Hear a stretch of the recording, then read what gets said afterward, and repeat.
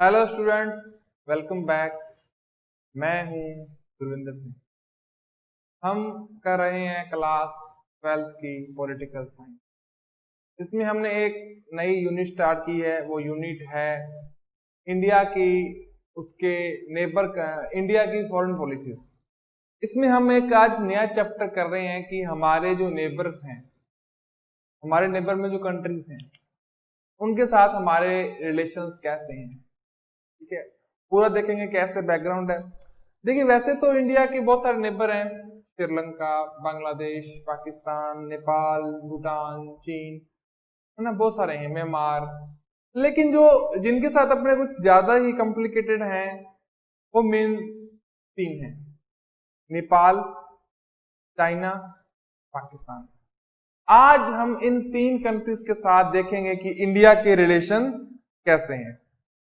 तो हम आज देखेंगे कि पहले आज के इस लेक्चर में हम पाकिस्तान के बारे में देखेंगे कि कैसे हैं इंडिया और पाकिस्तान के रिलेशंस, कैसे वो आज इस मुकाम तक पहुंचे हैं।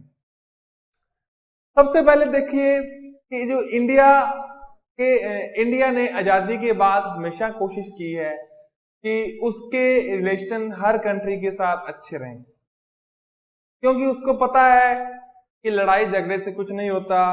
देश की प्रोस्पेरिटी करने के लिए, देश की ग्रोथ करने के लिए, देश को डेवलप करने के लिए अपना पूरा ध्यान उस कंट्री में लगाना चाहिए। अगर बाहर अपने उलझते रहेंगे तो काम खराब हो जाएगा। तो अपने देखते हैं सबसे पहले इंडिया पाक रिलेशंस। India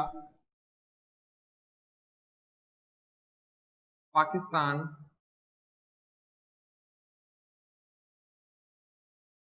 relation. तो जो इंडिया और पाकिस्तान के जो रिलेशंस हैं, हम सबको पता है कि वो थोड़े ठीक नहीं है, इतने ज्यादा फ्रेंडली नहीं रहे हैं। हमने कई बार कोशिश की है कि इंडिया और पाकिस्तान के जो रिलेशंस हैं वो फ्रेंडली हो जाएं, लेकिन ऐसा हर बार नहीं हुआ है। अब इसके क्या कारण है, इसके बारे में अपन देखते हैं। तो सबसे पहला जो कारण था वो था पार्टीशन। सबसे जो पहला कारण था वो था पार्टीशन। पार्टीशन के बाद कश्मीर मुद्दा है, जो भी है, हमेशा पाकिस्तान को लगता रहा है कि उसके साथ धोखा हुआ है, उसको जो मिलना चाहिए था उसको उससे कम मिला है, नंबर वन। और इसके बाद क्या हो, चलो वो तो हो गया।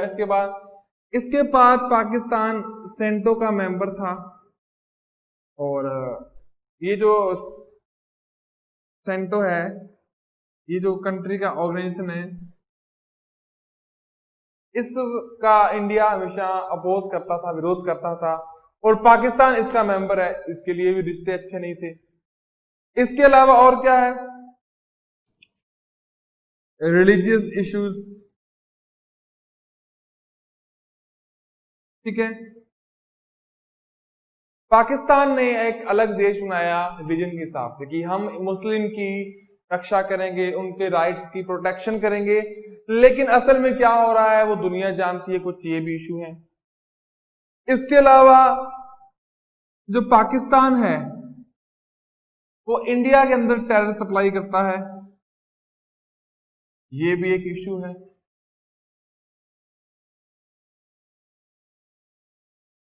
इंटीमेंस कर रहा है, भारत के अंदर घुसपैठ करवा रहा है, दखल दे रहा है, ये बात गलत है। इसके अलावा जो बड़ी बातें हैं देखने को मिलती हैं वो है बजट में। इंडिया अपनी जीडीपी का 2.4 और पाकिस्तान अपनी जीडीपी का, पाकिस्तान इतना तंग देश है, इतने कम पैसे हैं, फिर भी अपनी जीडीपी का 4.9% अपनी आर्मी में लगा रहा है।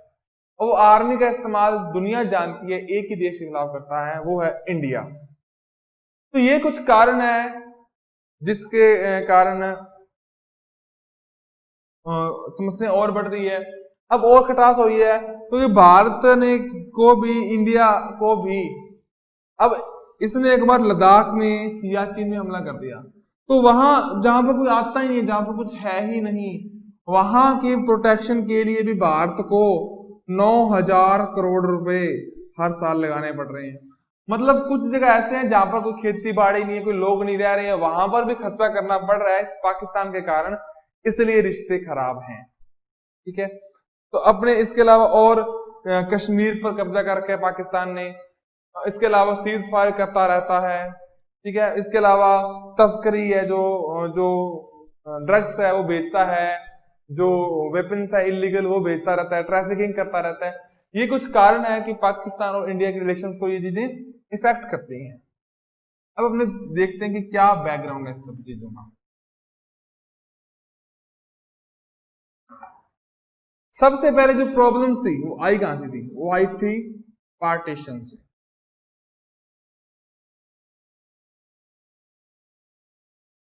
पाकिस्तान ने कहा कि हम लोग, जो उनके निगाहबान थे, जो उनके लीडर थे, उनके जो हुक्मरान थे, उनके जो रिप्रेजेंटर थे, रिप्रेजेंटर तो उनके तो कहीं थे, किसी के नहीं थे वो।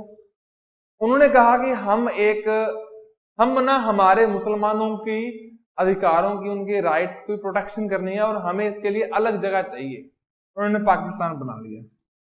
अब इनकी हमेशा से ये प्रॉब्लम रही है कि इनको लगता है कि हमें कुछ कम मिला। अबे तुम लोग कम हो तो तुमको कम ही मिलेगा। अब इतनी बड़ी आबादी है, भारत की आबादी 130 करोड़ है, इसकी आबादी 30 करोड़ है, तो इसको तो कम ही मिलेगा। इतने लोग खाना खाएंगे, इतने खाएंगे, इनको कम मिलेगा, इनको तो सीधी सी बात है।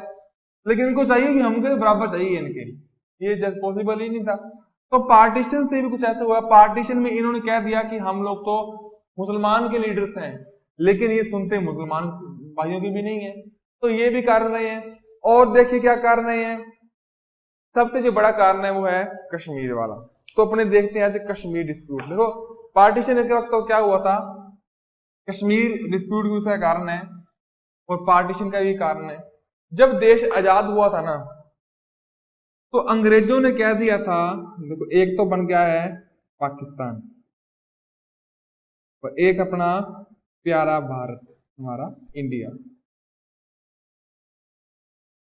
तब क्या princely states, British rule states थी। तो अंग्रेजों ने कह दिया जिसने पाकिस्तान में जाना है पाकिस्तान में जाओ, जिसमें इंडिया में जाना है इंडिया में जाओ, जिसने फ्री रहना है फ्री रहो।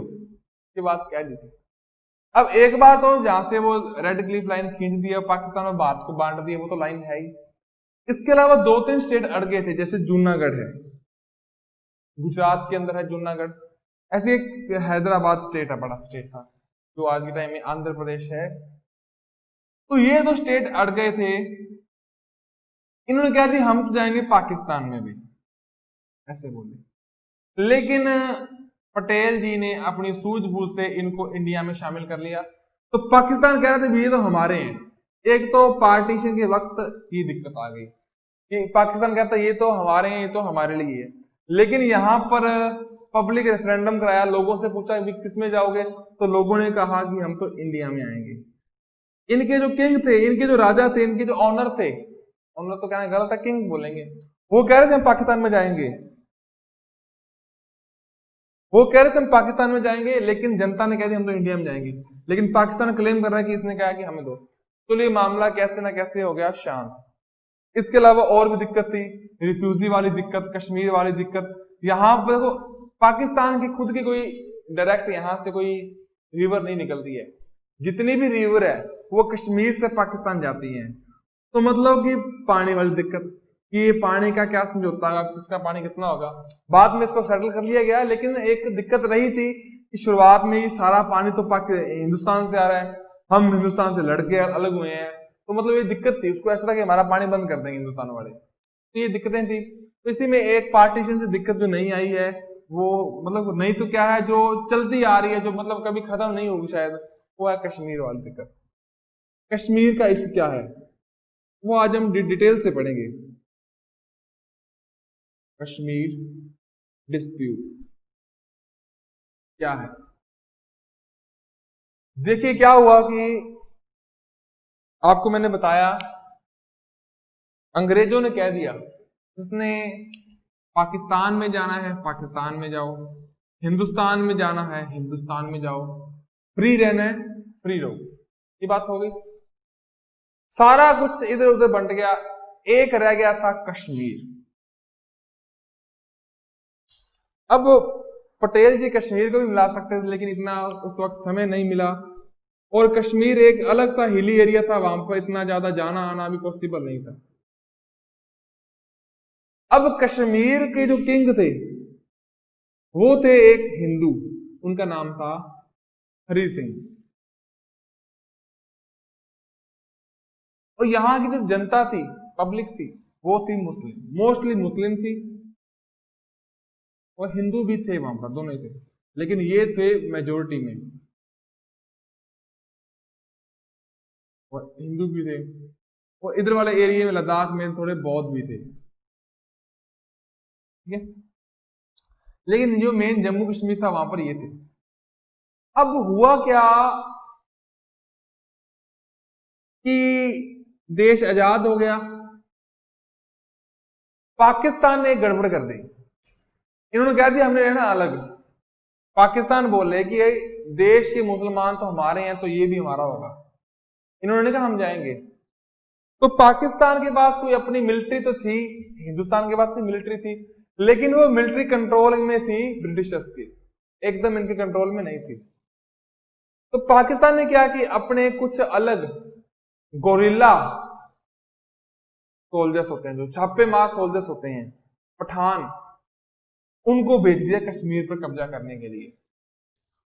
तो 22 सितंबर को 22 अक्टूबर 1947 को ये यहां पर पहुंच गए। अब इनको रोकने वाला कोई था नहीं, हरि सिंह के पास इतनी ताकत नहीं थी। तो ये आगे बढ़ते बढ़ते बढ़ते बढ़ते बढ़ते ये लगभग 4 दिन में 25 माइल्स की दूरी पर आ गए, और लगभग जो बारामूला है वहां तक पहुंच गए। अब जब ये सारा कुछ चल रहा था, तो बीच में 22 तारीख को, 23 तारीख को, 24 तारीख को हरि सिंह कहीं और आके बैठ गए थे सुरक्षित जगह पर। उन्होंने इंडिया को कहा कि मेरी मदद करो। तो इंडिया ने कहा भी हम अभी अभी आजाद हुए हैं, हम किसी के इंटरनल मैटर में नहीं आएंगे। अगर तुम हमारा पार्ट होते तो तुम्हारी मदद करते भी, लेकिन अब मदद नहीं करेंगे। तो 24 अक्टूबर को,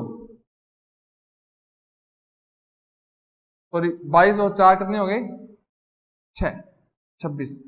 तो 26 अक्टूबर को हरि सिंह ने एग्रीमेंट पर साइन कर दिया कि हम लोग इंडिया में आ रहे हैं।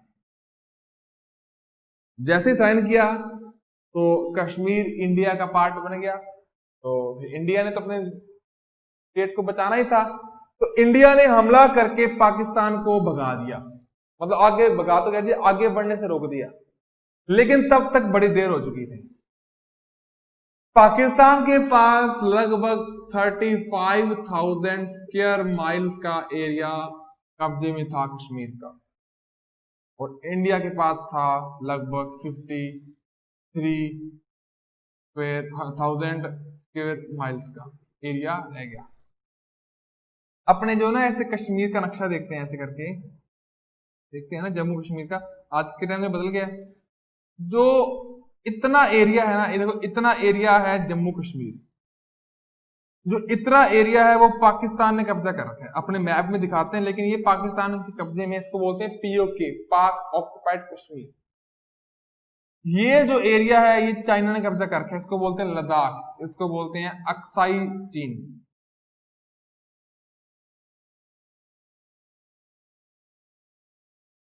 इसको, इस जगह को बोलते हैं LAC, line of actual control, इसको बोलते हैं LOC, लाइन ऑफ कंट्रोल। ऐसे दो हैं, अपने पास तो इतना रह गए। अब देखिए आगे क्या हुआ। ये सब कुछ हो गया, फिर दोनों में चलती रही जंग, लड़ाई चलती रही, और ये लड़ाई खत्म हुई बहुत टाइम बाद। इस लड़ाई को खत्म कराया UN ने। जब अपने लास्ट लेक्चर में देखा ना UN क्या होता है, तो इस लड़ाई को खत्म कराया UN ने। तो अपने अब देखेंगे क्या हुआ। सिक्योरिटी काउंसिल, आपने कहा सुना ना सिक्योरिटी काउंसिल, सिक्योरिटी काउंसिल के कहने पर पाकिस्तान और इंडिया ने लड़ाई कर दी बंद। इस चीज को बोला गया सीज फायर। लेकिन अभी तक कोई एग्रीमेंट नहीं होता कि हम लड़ाई नहीं करेंगे। एक बार कहने पर एक बार बंद कर दिया था, एक बार संसाधनों को बचाने के लिए। फिर बारी आती है यूएन की। यूएन ने इसके लिए क्या काम किया? यूएन मतलब यूनाइटेड नेशंस। इसने ही इसी का पार्ट है सिक्योरिटी काउंसिल। इसने कहा कि लड़ाई बंद करो, जिसके पास जितना एरिया है उतना एरिया रख लो। अब इसमें क्या कुछ हुआ? एक तो एग्रीमेंट हुआ कि सीज फायर करेंगे, कोई किसी को कुछ नहीं कहेगा।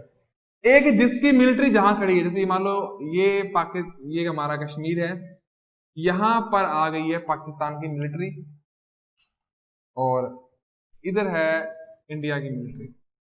तो कह दिया इसने कि जो जहां पर खड़ा है एक बार वो वहां पर खड़े रहो। यहां पर पाकिस्तान है, यहां पर इंडिया खड़ा है, एक बार यहां पर खड़े रहो। इस जगह को बोल दिया गया लाइन ऑफ कंट्रोल, LOC। इसके बाद क्या हुआ? क्या मामला सुलझाएंगे आपका? एक बार तो यहां पर खड़े हो जाओ। इन्होंने कहा कि क्या मामला सुलझाएंगे? पाकिस्तान बोला कि ये तो मुसलमान है, ये तो पाकिस्तान में आएंगे। भारत बोला इन्होंने एग्रीमेंट किया है। पाकिस्तान बोला एग्रीमेंट तो जल्दबाजी में किया था, क्या फायदा। एक बोला नहीं, अब तो एग्रीमेंट हो गया। यहाँ के लोग भी चाहते हैं कि शामिल हो। तो फैसला किया कि कराएंगे रेफरेंडम, मतलब जनता से पूछेंगे पाकिस्तान जाना है या इंडिया जाना है। ये रेफरेंडम होगा कैसे? अभी तक मामला यहीं पर अटका पड़ा है। आगे जो डील हुई है वो ऐसे है, वो अभी तक वो डील पूरी नहीं हुई है। इन्होंने कहा था, यूएन ने कहा था कि पहले तो पाकिस्तान डिसएंगेजमेंट करेगा, फिर इंडिया डिसएंगेजमेंट करेगा, पीछे जाएगा, उसके बाद यहां पर एक रेफरेंडम कराएंगे और फिर फैसला होगा। ये बात की थी, लेकिन ये बात आज भी लंबी तय लटकी हुई है। उस वक्त पाकिस्तान वाली साइड में लगभग 7 लाख लोग आए थे और इंडिया वाली साइड में लगभग 35 लाख लोग आए थे। उसके बाद वैसे यहाँ पर कई चुनाव हो गए हैं, बढ़िया चुनाव हुए हैं और पता चल रहा है कि ये लोग इंडिया में ही रहना चाहते हैं। ठीक है, तो कश्मीर इंडिया का ही पार्ट है। पाकिस्तान का क्लेम बिल्कुल ही गलत है। ठीक है, अब दिक्कत कहां आ रही है? दिक्कत यहां आ रही है कि पहले तो पाकिस्तान ने जोर लगा दिया कि कश्मीर को कैसे ना कैसे छीन ले। अब पाकिस्तान कश्मीर को छीन नहीं पा रहा तो क्या कर रहा? इन्फेक्शन कर रहा है। पाकिस्तान घुसपैठ करवा रहा है। पाकिस्तान अपने सोल्जर भेज नहीं सकता क्योंकि एग्रीमेंट हुआ कि ऐसे हमला नहीं करना। तो पाकिस्तान क्या करता है? आतंकवादी भेजता है। आतंकवादी भेजकर ये काम करवाता है, जो कि गलत है। पाकिस्तान ने क्या है, जब डिसएंगेजमेंट होगी, जब यूएन ने रोक दिया अभी लड़ाई नहीं करनी है, रुक जाओ, उसके बावजूद भी पाकिस्तान अपनी मिलिट्री तो भेज सकता था, लेकिन इसने आतंकवादी भेजने शुरू कर दिए कि तुम लोग जाकर वहां पर लोग सामान तोड़ो, मतलब वहां पर अनारकी फैला दो ताकि इंडिया की मिलिट्री वहां से भाग जाए और लोग तंग हो जाए, यार ये तो काम खराब है। लेकिन इंडिया की आर्मी ने ऐसा कुछ नहीं होने दिया। इंडिया की सिक्योरिटी फोर्सेस ने वहां पर एक अच्छा माहौल बना के रखा। अब पाकिस्तान इंडिया ने कश्मीर को अपने अंदर लिया ना, तो एक संतुष्टि देने के लिए वहां पर एक आर्टिकल 370 लगा दिया था, जो कश्मीर को एक स्पेशल प्रिविलेज देता है। ये बताता है कि जो कश्मीर की फॉरेन पॉलिसी है, जो कश्मीर की डिफेंस है, उसको हम संभालेंगे। बाकी इंटरनल मैटर है, जैसे इसके अलावा जो कम्युनिकेशन हम संभालेंगे, बाकी जो इंटरनल मैटर है, टैक्स वगैरह, वो आपके कंट्रोल में रहेंगे। ठीक है, ये चीजें हैं। इसके अलावा इसी चीज को बोलते हैं आर्टिकल 370। इसमें यह भी था कि कोई बाहर का बंदा आकर, पंजाब राजस्थान का आकर कश्मीर की जमीन नहीं खरीद सकता। ऐसी ऐसी बातें थी। लेकिन आज तक एक बात है, जो कश्मीर इशू है, लेकिन इसके बाद क्या हुआ एक पहले बताते हैं, वो छोटा रह गया। 5 अगस्त 2019 को एक बिल पास हुआ पार्लियामेंट में, जिसमें ये 370 हटा दिया गया। अब कश्मीर भी बाकी स्टेट्स की तरह एक अच्छा स्टेट है, एक इंडिपेंडेंट स्टेट है। अब कश्मीर में जो आजादी वाली बात ये उठा रहे हैं बारी बारी, ये क्या है? कश्मीर में ऐसा क्या है?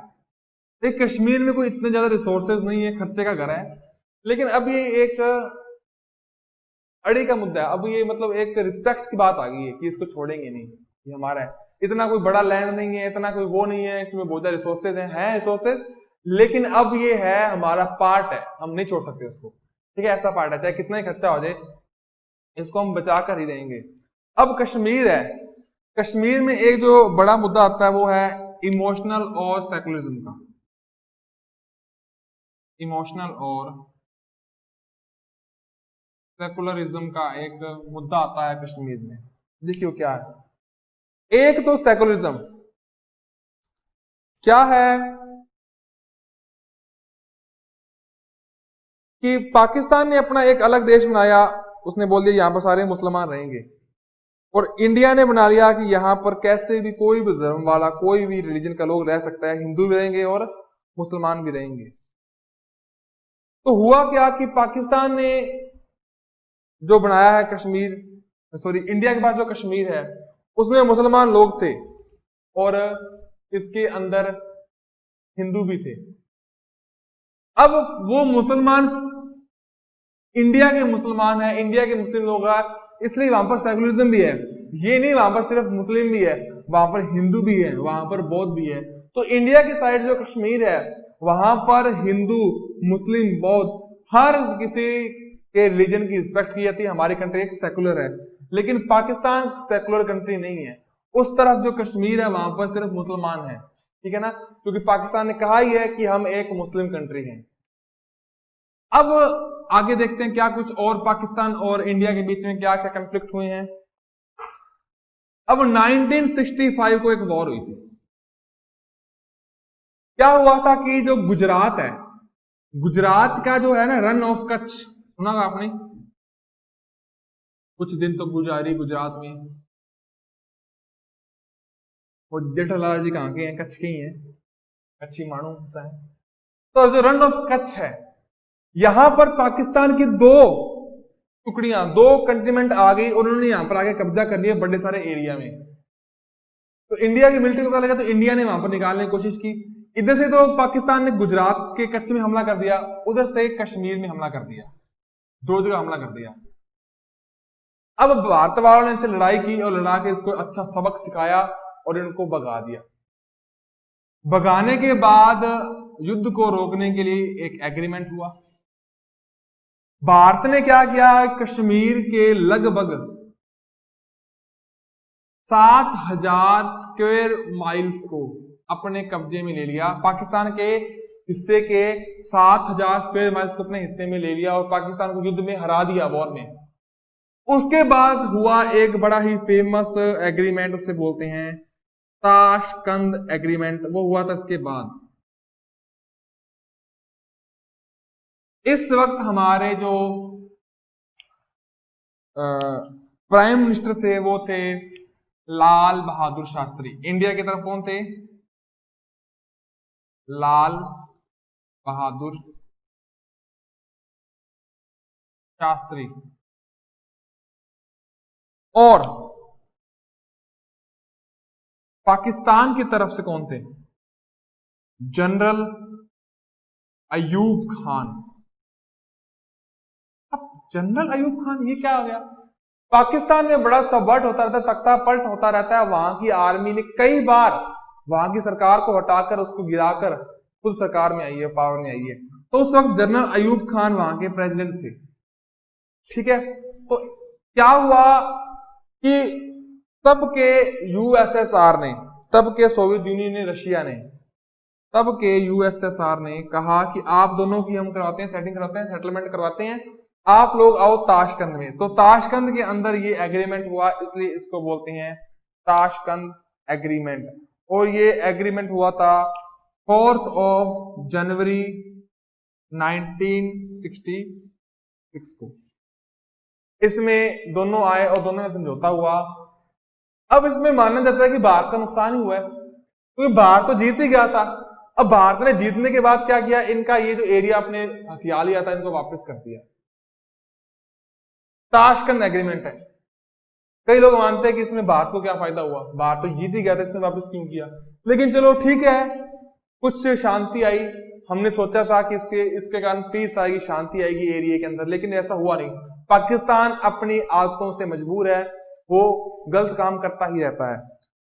इस एग्रीमेंट में कुछ दिक्कतें भी मानी जाती हैं।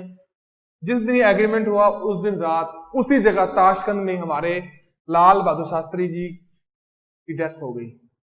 अब कई कंस्पिरेसी है जो ऑन रिकॉर्ड बात तो ये कहते हैं कि इनका हार्ट अटैक आ गया था, ठीक है, लेकिन कई लोग ऐसे कहते हैं कि यूएसएसआर की सीक्रेट एजेंसी थी केजीबी, उन्होंने मरवा दिया था। कई थ्योरीज हैं, इस पे एक मूवी बनी है ताशकंद फाइल, आप वो देख सकते हो, देखना चाहो तो। आगे देखते हैं, एग्रीमेंट हो गया। अब ये बात होगी, इसके बाद भी पाकिस्तान नहीं टिका, इसके बाद फिर दिक्कत होगी। 1971 को क्या हुआ, उसके बाद भी छोटी मोटी लड़ाइयां चलती रही।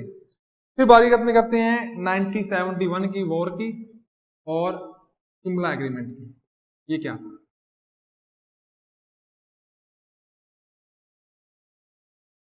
देखिए क्या था।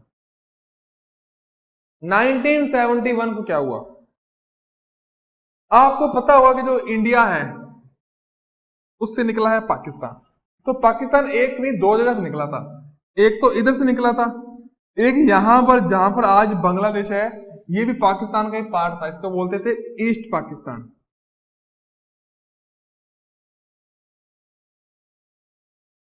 अब मेन लीडर उनके यहां पर थे।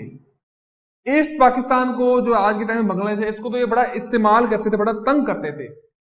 उस वक्त पाकिस्तान के प्रेसिडेंट थे याहिया खान, याहिया खान थे, और इंडिया की प्राइम मिनिस्टर थी इंदिरा गांधी।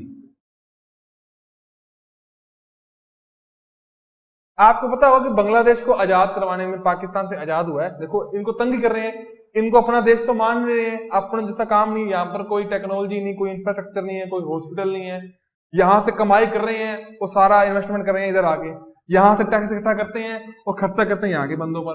तो इसके साथ तो वो होगा ना, जैसे ब्रिटिशर्स थे, सारी कमाई करते थे भारत से और मौज करते थे इंग्लैंड वाले, ठीक है ना, वही काम यहाँ हो रहा था। तो इंडिया ने बांग्लादेश को आजाद करवाया है, ठीक है ना।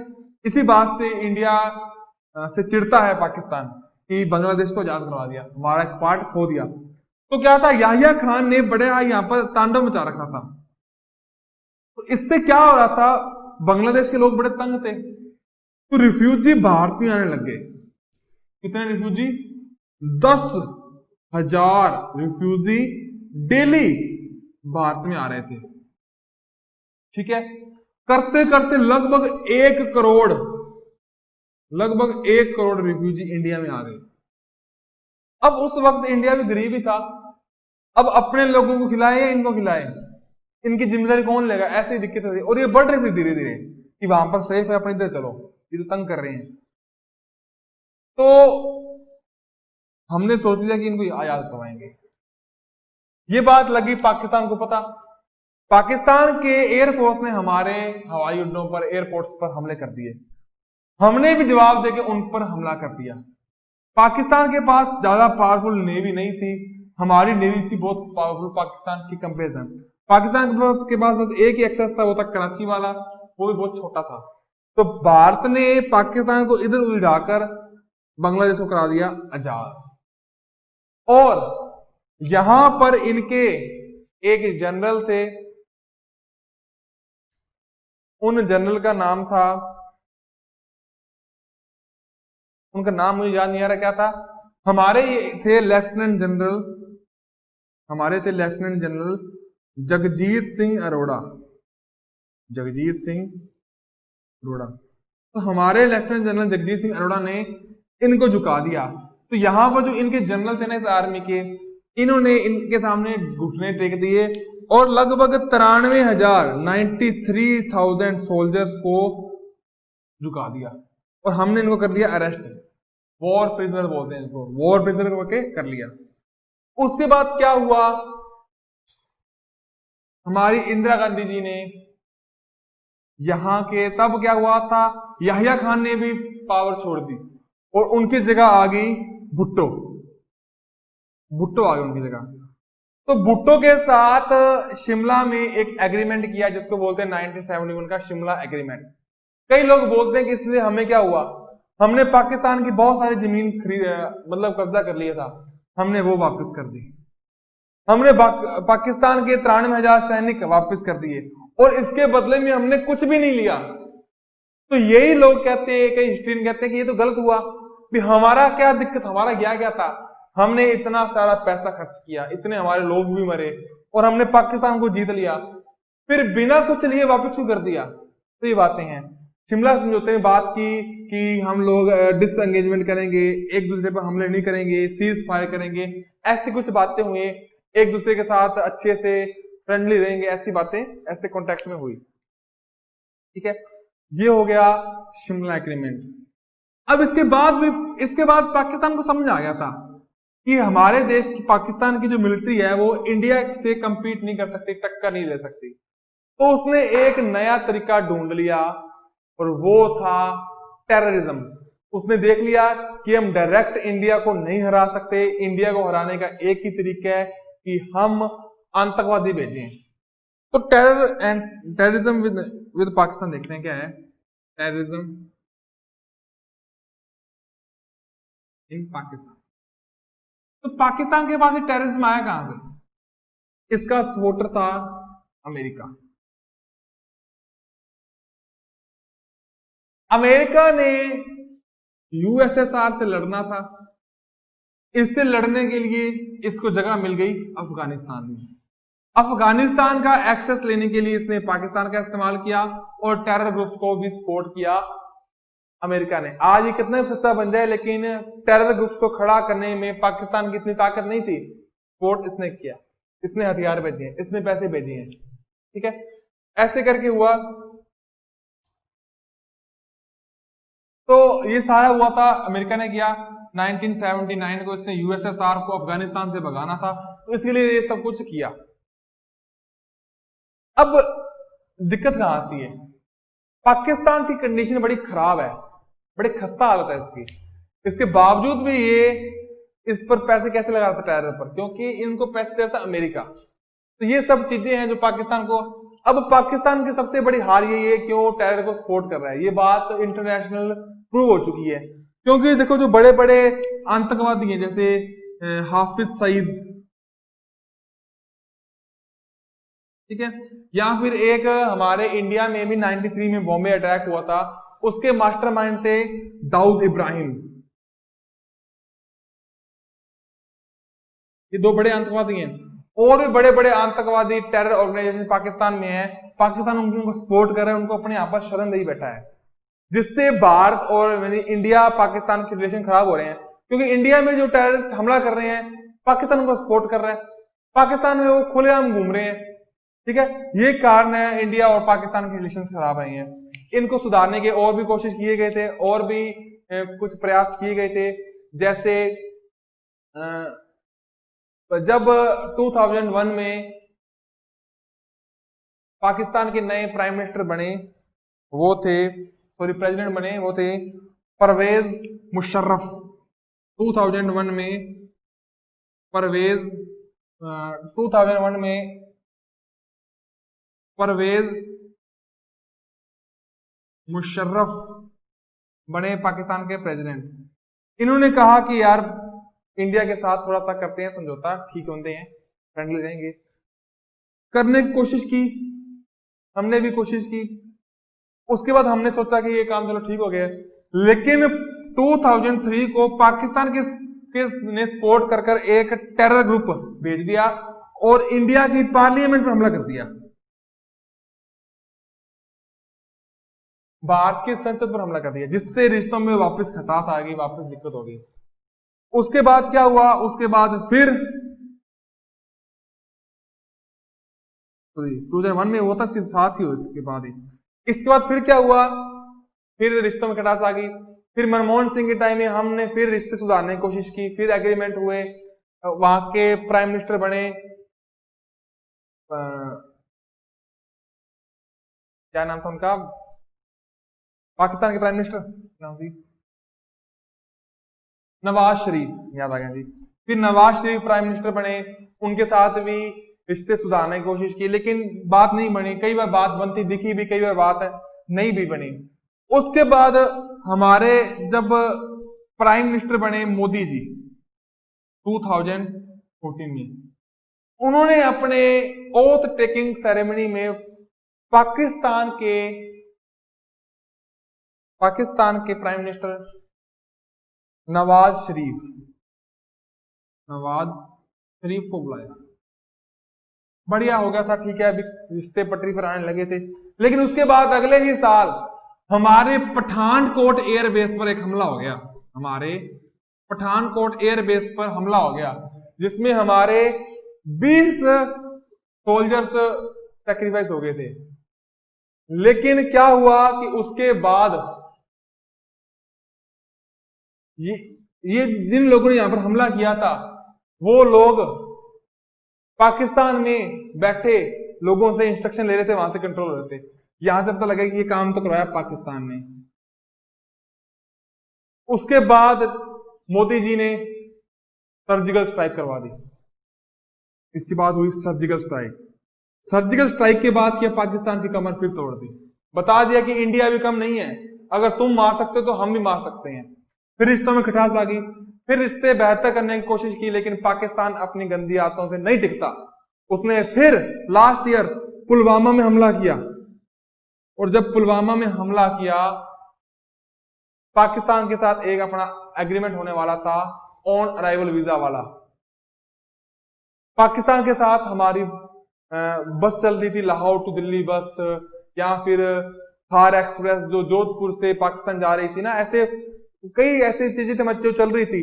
पुलवामा अटैक में क्या हुआ, हमारे सीआरपीएफ के जो काफिला था, जो उनका कन्वे था, उस पर पाकिस्तान वालों ने टेररिस्ट ने हमला कर दिया, जिससे बहुत सारे सैनिक वीरगति को प्राप्त हुए, सैक्रिफाइस हो गए वो। उसके बाद हमने फिर किया एक स्ट्राइक, बालाकोट से पाकिस्तान में स्ट्राइक की और पाकिस्तान के कई बेस कैंप को उड़ा दिया। तो ऐसे भारत पाकिस्तान के जो रिश्ते हैं बड़े खटास बढ़ रहे हैं। आज भी भारत और पाकिस्तान की नहीं बन रही है। पाकिस्तान ने कहा है कि जो आर्टिकल 370 हटाया ये बहुत गलत बात है। अरे भाई तुम्हारे लगा हुआ है वहां पर कोई, तुम तो जो तुम्हारे हिस्से में जो कश्मीर आ रहा है वहां पर तुम क्या कर रहे हो।